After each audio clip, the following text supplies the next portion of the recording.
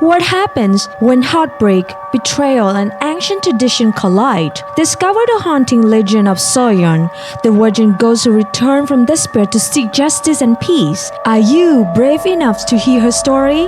If you want more chilling tales, don't forget to subscribe, ring the bell for notifications, and hit that like button. During the late Joseon Dynasty, a young woman named So-Yeon lived in a small village situated amidst mountains. She was smart and kind, and she wanted more than what society offered. But like all women back then, she had a set path. Listen to her dad and then her future husband. Her family set her up to marry the son of a rich family. Even though she was worried, So-Yeon still hoped this marriage could change her life for the better. Sadly, it didn't work out. Right before the wedding, her fiancé unexpectedly passed away from a sudden illness. The groom's family needed someone to blame, so they spread terrible rumors that So-Yeon was cursed and had ruined their son's life. So-Yeon was trapped inside her house, all alone and ignored by everyone in the village, with no chance of finding love or joy. The cruel accusations and her shattered dreams were a constant burden, making her life a bleak place where love and family felt like a distant fantasy. The pain of being alone and wanting something she couldn't have got so bad that it swallowed up all her happiness. Alone on a stormy night, So-Yeon was overwhelmed with grief. The rain and her sorrow were all she had as she gave in and let the river take her away from her painful life. So-Yeon's spirits couldn't find peace or pass on because she passed away in a cruel, sad, and lonely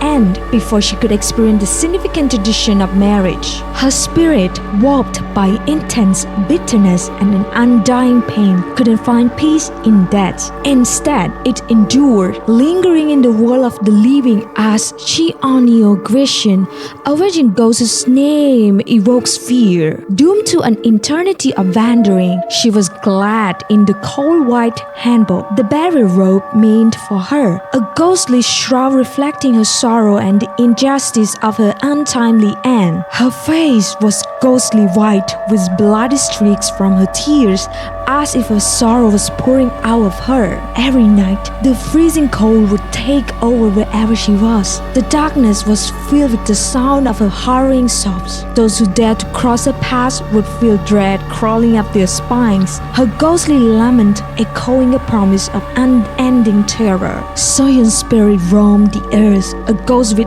incredible power. Her main place of visitation was the village that had once turned her away. She was especially interested in places of happiness and fulfillment, things that she hadn't experienced. On wedding nights, the air would fill with the chilling sound of a woman mournful weeping, which would leave couple flogged by nightmares and misfortune. Jealousy made the ghost attach itself to young, fortunate women. They would go into trances and start wailing about So-Yeon's love life. The village, now fully aware of So-Yeon's terrifying nature, understood they couldn't pretend she wasn't a threat.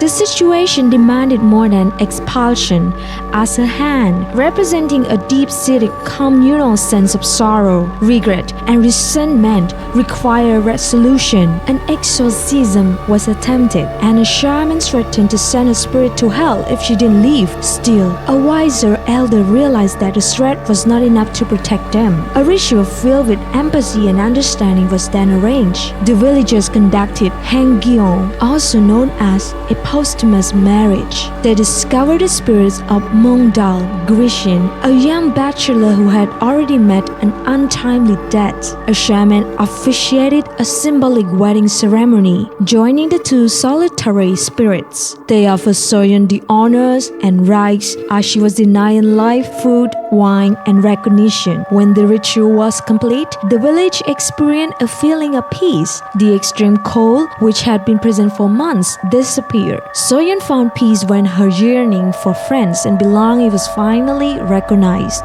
After completing the rite of passage she had desired so much, her bitterness vanished and her spirit was finally free to leave this world and find eternal rest. The Cheonyeo Gwishin is a powerful symbol in Korean culture, representing the pain and injustice faced by women who were denied traditional roles as wives and mothers. She embodies the suffering of oppression oppressed women, evokes societal guilt about their mistreatment, and serves as a warning against the consequences of social oppression and injustice toward women.